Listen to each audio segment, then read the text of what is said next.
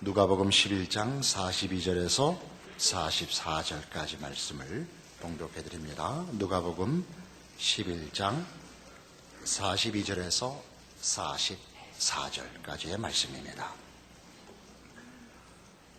화 있을진저 너희 바리새인이여, 너희가 박하와 운향과 모든 채소의 11조는 들이되 공의와 하나님께 대한 사랑은 버리는도다. 그러나 이것도 행하고 저것도 버리지 말아야 할지니라. 화 있을진저 너희 바리새인이여, 너희가 회당의 높은 자리와 시장에서 문안 받는 것을 기뻐하는도다. 화 있을진저 너희여, 너희는 평토장한 무덤 같아서 그 위를 밟는 사람이 알지 못하느니라.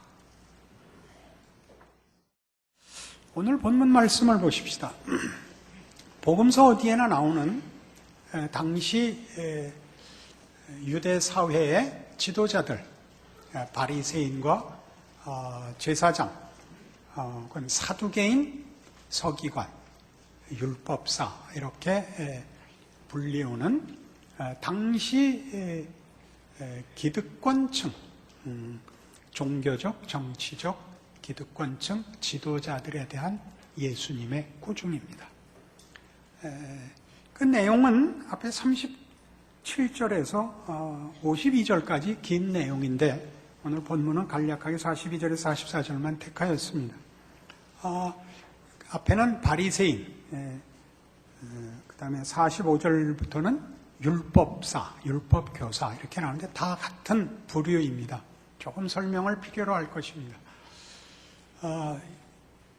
이스라엘 백성은 애굽에서 노예로 있다가 이제 하나님이 모세를 준비하여 저들을 불러내어 약속한 땅으로 한 나라를 세워 선민으로 부르십니다. 저들에게 이미 출애굽에서부터 성막을 짓게 하여 제사와 율법을 주셨습니다. 다윗 시대의 대제사장이었던 사독을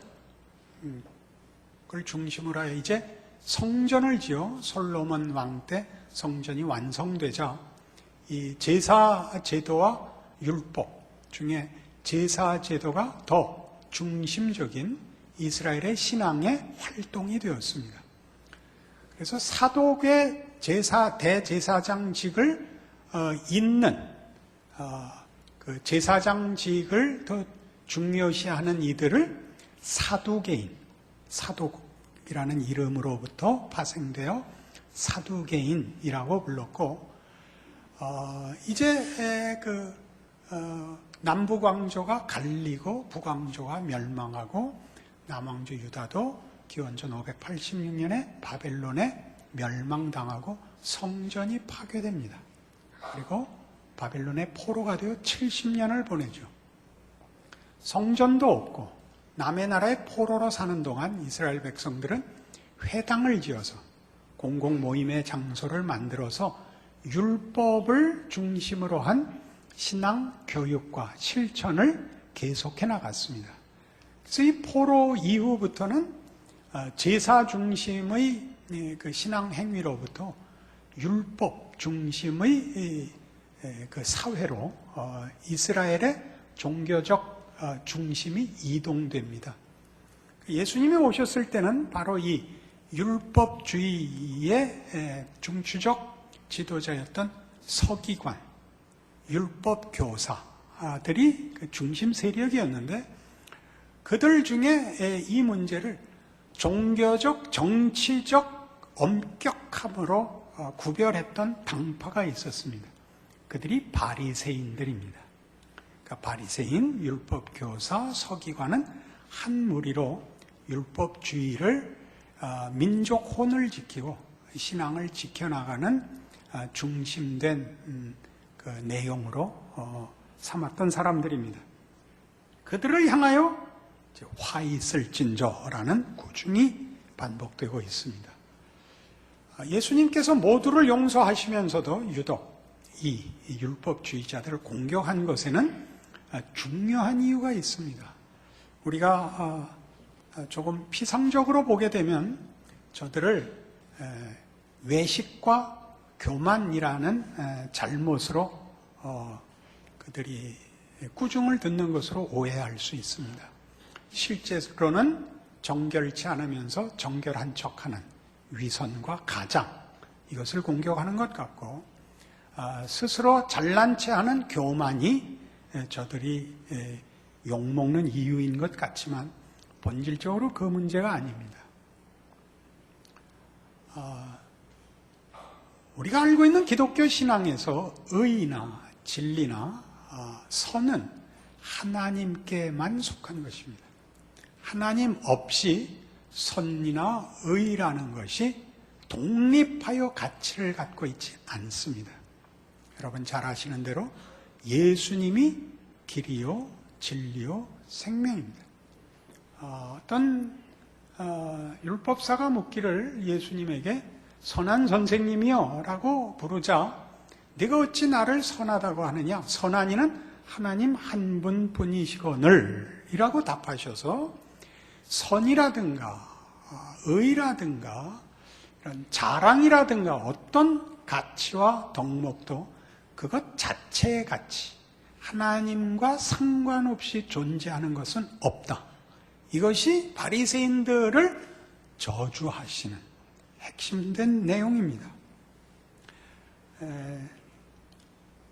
요한복음 15장에 가시면 이 문제를 예수님께서 포도나무 비유에서 이렇게 분명하게 가르치십니다. 요한복음 15장입니다. 5절 말씀부터 봅니다. 나는 포도나무여 너희는 가지라. 그가 내 안에 내가 그 안에 거하면 사람이 열매를 많이 맺나니 나를 떠나서는 너희가 아무것도 할 수 없습니다.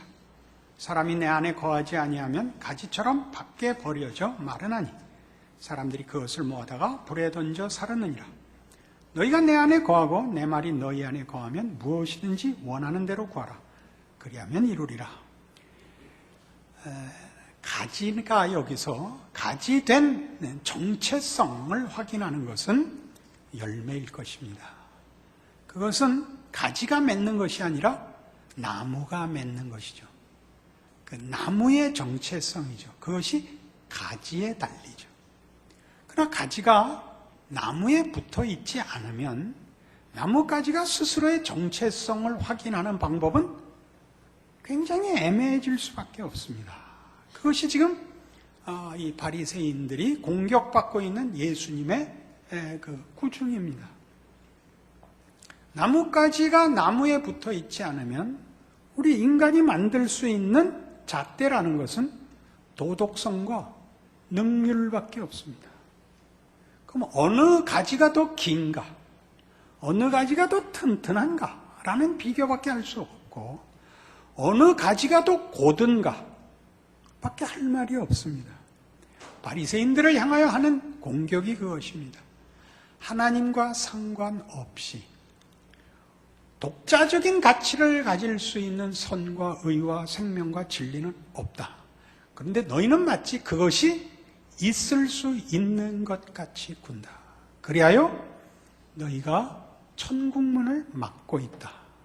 이렇게 공격받는 것입니다. 예수 안에 거해야 한다는 것은 우리가 성경의 가르침 속에서도 성령의 열매로 특징 지어지는 성경의 가르침 속에서 분명합니다.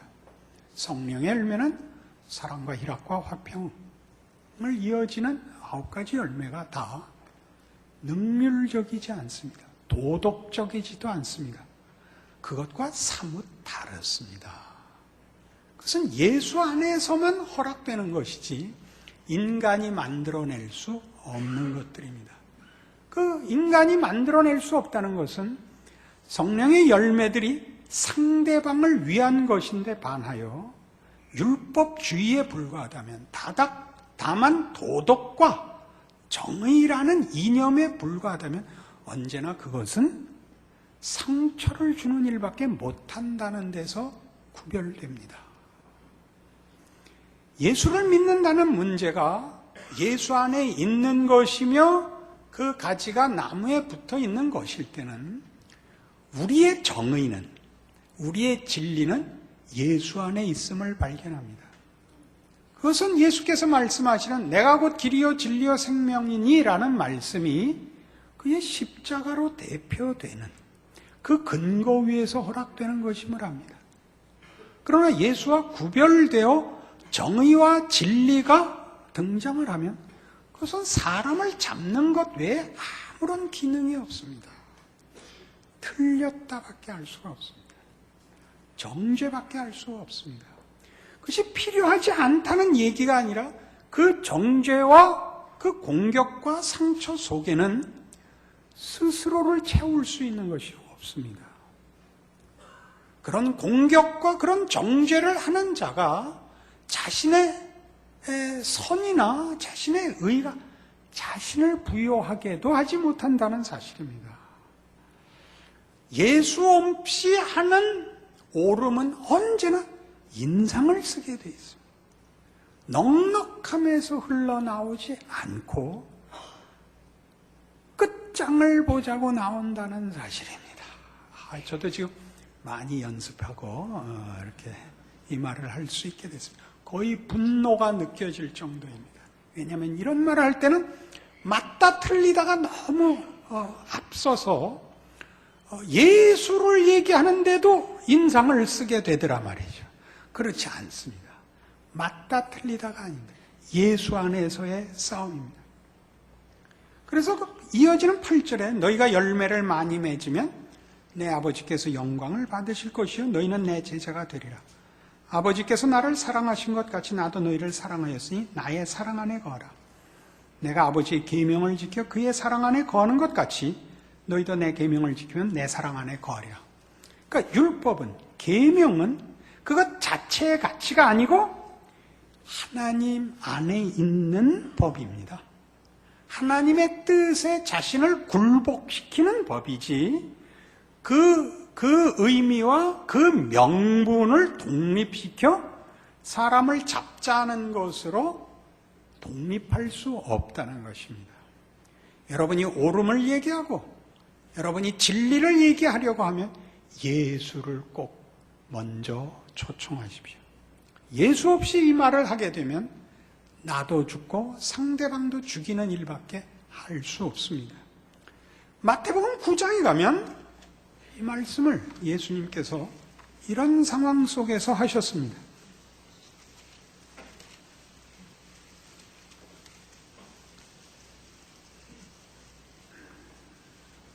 마태복음 9장 9절 예수께서 그것을 떠나 지나가시다가 마태라 하는 사람이 세관에 앉아있는 것을 보시고 이르시되 나를 따르라 하시니 일어나 따르니라.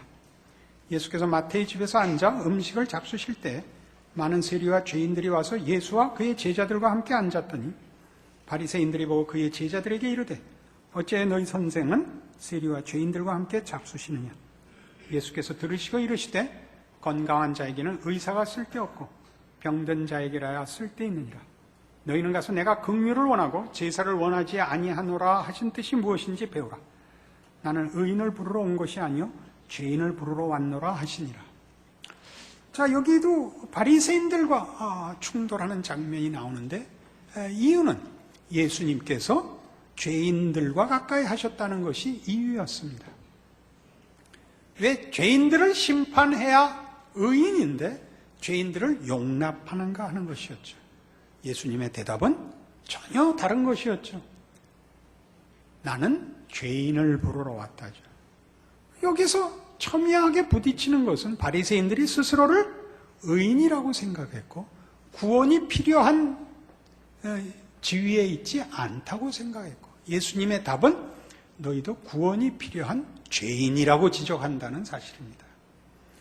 아까 요한복음 15장에서 보듯이 죄인은 뭐였죠? 줄기에서 독립해 나간 분리된 마른 가지입니다. 그 가지를 다른 것으로는 제대로 진단을 내릴 수가 없습니다. 가지가 아직도 썩지 않았느냐? 아직도 충분히 기냐? 단단하냐? 그것이 아닙니다.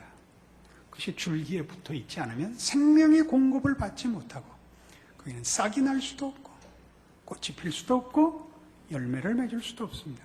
생명이 끊겨 있기 때문입니다. 그래서 지금 이 마태복음 9장에서 얘기하는 것 같이 나는 긍휼을 원하고 제사를 원하지 않는다. 제사란 뭐죠? 여기서 긍휼과 대비될 때는 우리가 내어놓을 수 있는 무엇을, 소위 가치 있는 헌신을 요구하지 않으십니다. 놀랍지 않습니까? 여러분이 예수를 믿어야 하고 예수를 믿은 다음에 순종해야 됩니다. 그에게 붙어 있어야 됩니다. 가지가 줄기에게 거꾸로 생명을 공급하는 법은 없습니다. 그 가지가 많은 잎을 내고 열매를 맺어 풍성해지면 아버지께서 영광을 받으실 것입니다. 저 가지 봐라, 훌륭하지? 이렇게는 얘기하지 않습니다. 저 나무를 봐라, 그렇게 얘기하는 법이죠. 그래서 우리는 이 문제가 요한복음 13장에 가면 이런 식으로 예수님이 우리 모든 신앙인의 신앙의 가장 중요한 내용으로 이 문제를 지적한 것을 만납니다. 요한복음 13장 34절입니다. 새 계명을 너희에게 주노니 서로 사랑하라. 내가 너희를 사랑한 것 같이 너희도 서로 사랑하라. 너희가 서로 사랑하면 이로써 모든 사람이 너희가 내 제자인 줄 알리라. 사랑하라. 어떻게? 내가 너희를 사랑한 것 같이. 예수께서 제자들을 어떻게 사랑했죠? 한 인격으로, 현실을 통하여, 과정을 가지고, 만나고 시간을 가져 함께하여 저들을 설득하십니다. 진리는 설명하여 이식되는 것이 아니라 인격으로 찾아오사 여러 과정과 관계를 통하여 이입되고 설득되고 자라서 단단해집니다. 그러니까 각각의 진리에 대한 이해가 기독교 신앙 내에서 순서가 다릅니다. 그리고 특징도 다릅니다. 진리라는 보편타당한 어떤 이론이 있는 것이 아니라 예수를 알게 되는 것이 진리입니다. 그 예수를 아는 과정은 여러분 각각이 그렇듯이 모두가 달았습니다. 저는 어느 날 어느 시가 없는 사람입니다. 저는 어느 날 보니까 이만큼 차 있는 사람이었습니다.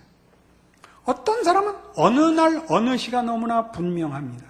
예수를 몰랐던 시기와 예수를 알게 된 시기에 분명한 경계선이 있습니다. 그러니까 그 경계선이 있는 분들은 그 경계선에 관한 것들이 가장 중요한 이유와 조건으로 인식되고 있습니다. 저는 그렇지 않습니다. 이런 예화가 있죠. 어떤 모태신앙인이 구원 확신이 아무래도 생기질 않아서 쩔쩔매고 있으니까 어떤 훌륭한 목사님이 이렇게 물었답니다. 예수를 믿긴 믿는가? 믿긴 믿습니다. 근데 확인이 안 되는가? 그렇다 그러더랍니다. 그래서 이제 그 사람 보고 나가서 20kg짜리 감자를 담아오라 그랬답니다. 원래는 예화가 돌이었는데 아까 광고 생각이 나서 20kg짜리 감자가 어디 있습니까? 찾아보게. 나한테 정말 20kg짜리 감자가 있더랍니다. 그래서 감자를 가져와서 이걸 제자리에 갖다 놔라. 그러니까 갖다 놓더랍니다. 그래서 이번에는 아주 조그만 돼지 감자를 20kg를 구해와라 그랬더니 한 부대를 가져와더래요. 이걸 다 제자리에 갖다 놔라 그랬더니 갖다 놓을 수가 없습니다. 그러더래요. 그래서 당신이 이 돼지 감자 20kg다. 조금씩 쌓여 20kg가 됐기 때문에 어느 자리에서 주워왔는지 모르는 것이다. 우리가 진리를 어떻게 알았느냐, 어떻게 이해하고 설명하느냐가 너무나 다르다는 것 이해하십시오. 내가 하는 식으로 알지 못하면 저 사람은 진리를 모르며 정의를 모르며 신앙을 모른다라고 얘기하는 것은 예수 믿는 자들에게는 삼가야 하는 판단 중에 하나입니다.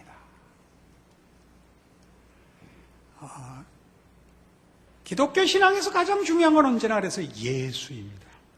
예수 안에 있는 보화를 어느 만큼 아느냐라는 건 혹 사석에서 할 수 있는 얘기가 될 수는 있겠지만 어떤 개념과 어떤 덕목을 먼저 꺼내 들고 신앙을 점검하려고 들면 그건 난처해집니다. 예수를 아는 것과 개인적으로 아는 것과 그 속에 담긴 보화들을 이런 어떤 덕목들로, 어떤 실천 사항들로 이해하는 것은 모두가 다르기 때문입니다. 율법사들의 실수입니다. 하나님의 뜻을 따르는 순종의 내용들을, 실천의 덕목들을 앞세우자 하나님마저도 배제한 독립된 의가 탄생한 것입니다. 하나님과 아무 관계가 없는 서슬퍼런 심판만 남게 되었다. 이것이 오늘의 예수님의 가르침입니다. 마태복음 11장에 가시면 예수님이 이 유명한 말씀을 이런 상황 속에서 합니다. 이 유명한 말씀과 그 상황을 보십시오. 20절, 마태복음 11장 20절. 예수께서 권능을 가장 많이 행하신 고을들이 회개하지 아니하므로 그때 책망하시되 화 있을진저 고라시나 화 있을진저 벳세다야 너희에게 행한 모든 권능을 두로와 시돈에서 행하였더라면 그들이 벌써 베옷을 입고 재에 앉아 회개하였으리라. 내가 너희에게 이르노니 심판날에 두로와 시돈이 너희보다 견디기 쉬우리라. 가버나움아 네가 하늘에까지 높아지겠느냐 음부에까지 낮아지리라. 네게 행한 모든 권능을 소돔에서 행하였더라면 그 성이 오늘까지 있었으리라. 내가 너희에게 이르노니 심판날에 소돔 땅이 너보다 견디기 쉬우리라 하시니라. 권능을 많이 행했지만 결코 회개하지 않은 고라신과 벳세다, 가버나움에 대한 예수님의 꾸중입니다. 그리고 그때 예수께서 대답하여 이르시되 천지의 주제이신 아버지의 이것을 지혜롭고 슬기 있는 자들에게는 숨기시고 어린이 아이들에게는 나타내심을 감사하나이다. 옳소이다. 이렇게 된 것이 아버지의 뜻이니이다.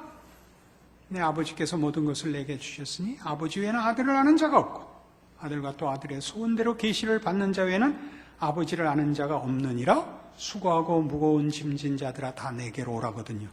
그러니까 우리 마음속에 이 장면이 어떻게 되어 있냐 하면 이쪽을 쳐다보면서 화 있을진저 고라시나 벳세다야 가버나움아 너희는 심판을 감당치 못할 것이니라. 그리고 고개를 돌려 이쪽을 보시면서 하나님 아버지 이것이 아버지의 뜻입니다. 어린아이들에게 주셨습니다. 수고하고 무거운 짐진 자들아 다 내게로 오라. 이렇게 나뉘어 버렸단 말이에요. 아닙니다. 화 있을진저 벳세다야 고라시나 가버나움아 그러나 내게로 오라. 내가 너희를 쉬게 하리라입니다. 그렇지 않다면 십자가는 설 자리를 잃습니다.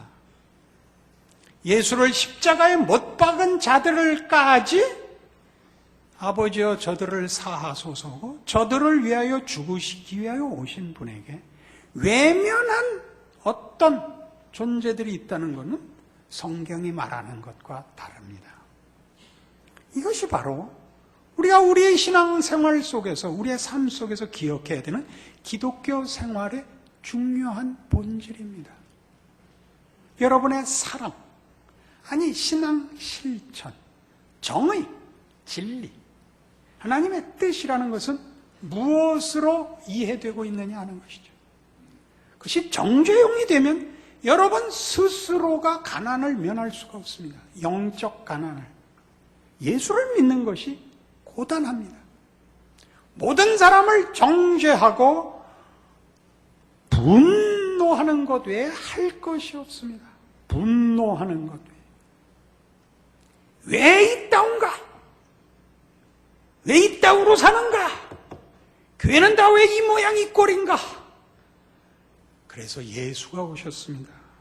우리가 의롭고 우리가 능력 있는 것보다 훨씬 다행한 일입니다. 우리는 우리가 잘했으면 최소한 잘하는 사람과 못하는 사람을 나눴을 것입니다. 최소한 나 같은 박 씨와 그 외의 송 씨를 갈랐을 것입니다. 한국 교회사 속의 모든 중요한 일은 다 박 목사가 했습니다. 농담이란 거 아시죠? 우리의 본성입니다. 우리는 나누는 것으로 정죄하고 분노하는 것 외에 우리의 정체성을 확인하는 다른 것이 없습니다. 우리는 나무가 아니기 때문입니다. 우리가 생명을 생산하지 못합니다. 그러니까 분노하지 마십시오. 여러분과 이 시대를 용서하시고 믿음으로 끌어안으십시오. 여러분의 삶의 중요성을 아십시오. 세상 사람들이 한숨과 절망으로 사는데 동일한 현실 속에서 여러분은 왜 견딜 수 있는가 보이십시오. 그렇지만 그러면 모든 것이 엉망이 되지 않을까요? 엉망이 되지 않던데요. 예수님이 살아서도 안 됐던 일을 죽어버렸는데 된 것이 부활의 승리입니다. 살아서 죽은 자를 살리시고 문둥병을 고치시고 바다를 잠잠케 하셔서도 안 된 일을 죽음으로써 하셨습니다. 불만 있으십니까? 우리는 그 부활 생명을 힘입어 사는 자들입니다. 여러분의 낙담과 여러분의 체념 속에서 하나님이 어떻게 기적을 이루시는가 기다려 보십시오. 그것이 오늘 바리새인들을 향한 꾸중 속에 드러나는 예수 그리스도의 존재의 중요성입니다. 예수로 말미암는 하나님의 일하심의 무한하심과 온전하심과 굉장하심의 반증입니다. 이 인생을 사는 여러분들, 기적의 생애가 되는 여러분의 신앙이 되시기를 원합니다. 기도하십시다. 하나님 아버지 은혜를 감사합니다. 우리의 분노가 예수 안에서 용서와 사랑으로 바뀌게 하옵소서. 책임을 세상에 떠밀지 말게 하옵소서. 누구에게도 책임을 묻지 말고 우리가 믿는 예수 앞에 무릎 꿇게 하사 우리의 존재와 우리의 삶이 십자가가 되게 하시옵소서. 그리하여 우리를 부르신 하나님의 능력과 은혜와 그 기적이 열매 맺는 것을 보는 참다운 순종과 사랑을 허락하옵소서. 지금은 우리 주 예수 그리스도의 은혜와 하나님 아버지의 극진하신 사랑과 성령님의 교통하심이 하나님의 자녀로 살며 예수를 믿는다는 고백이 갖는 능력을 기억하고 믿음의 순종을 약속하고 돌아가는 기적의 인생을 사는 하나님의 자녀들 위해 영원토록 함께 있을지어다. 아멘.